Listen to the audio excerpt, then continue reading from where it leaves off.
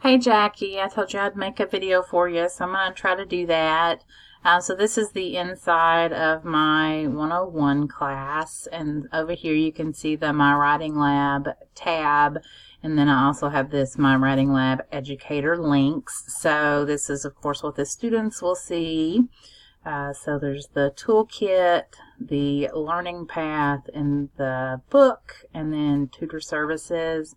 And then I've hidden all of the other links because I don't use them with my class. So the learning path is what you asked about, so I'll start there. If it'll load.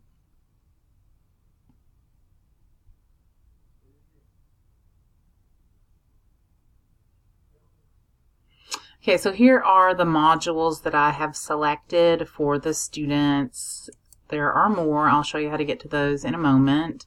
So they go in, they click on the link, and then over here are the activities that go along with it. I just have them do the overview, and then they need to make a 70% on the post-test. And my course is integrated, so whatever grade they make on the post-test automatically populates in the Blackboard gradebook, but I don't know if yours will have that capability or not.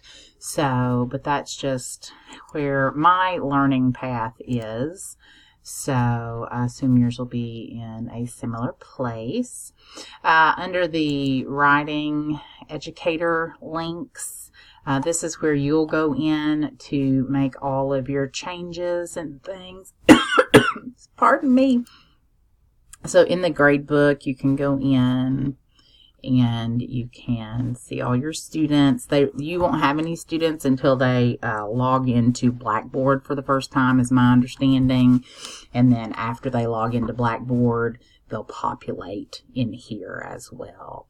So you can view the results by the learning path and just get everybody's, or you can click on a certain student's and you can see what they've completed.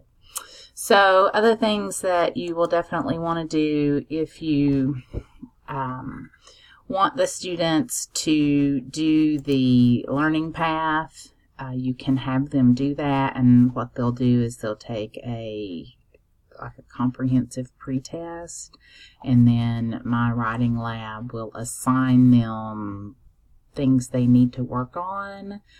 So every student will have a different path, and every student will have a different set of things that they're working on.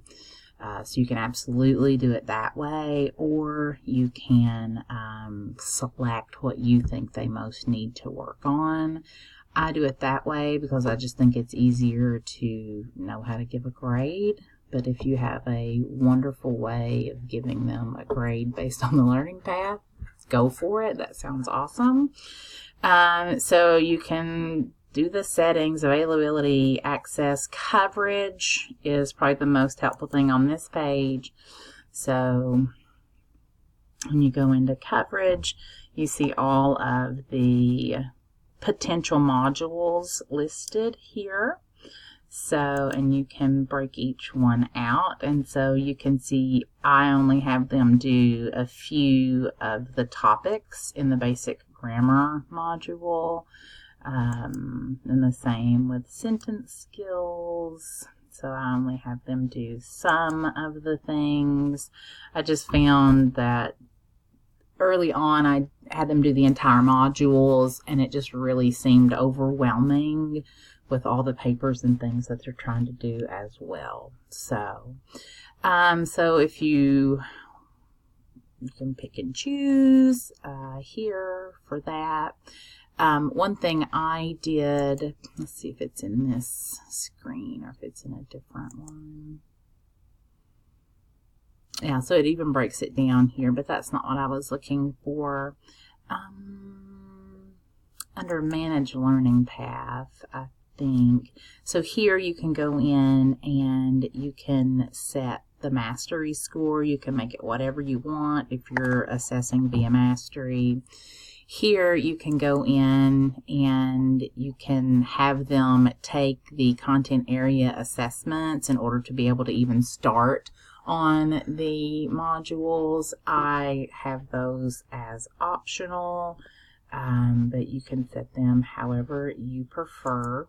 Under Manage Assignments, there's tons of stuff here you'll want to browse around. View and manage all assignments. So you want to go in here, and again, the default, sadly, is that everything is assigned. So there will be a check mark beside all of these things. So if you want them to do the path builder, you'll leave that checked. I took that off because I did not want to do that.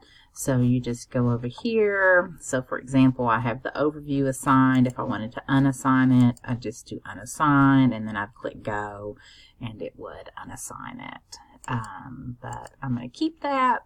So, and sadly, you have to do that for every module if you want to assign specific things. And also for each subject, there's an overview, animation, 2 recalls, an apply, a write, and a post test. So again, I used to have all of that checked, and students would do all of it, and I just felt like they were spinning their wheels, when many times, especially on something like subjects and verbs, they just need a quick refresher, and then boom, they're ready to go down and take the post test. I don't assign any of the writing exercises because you have to grade those, and I don't do the applies or the recall too, because again, my goal is to get them to the post test as quickly as possible, because for 101 students, you would hope that much of this is simply a refresher and a review. And then if students have, of course, deeper problems with fragments or pronouns, you can always address that very specifically in one-on-one in their papers. So I don't know if this is helpful to you at all. Maybe just let me know what questions you have. And we can figure something out to try to get you on board and get you feeling comfortable with it before you have to start in a couple of weeks. So just let me know. Bye.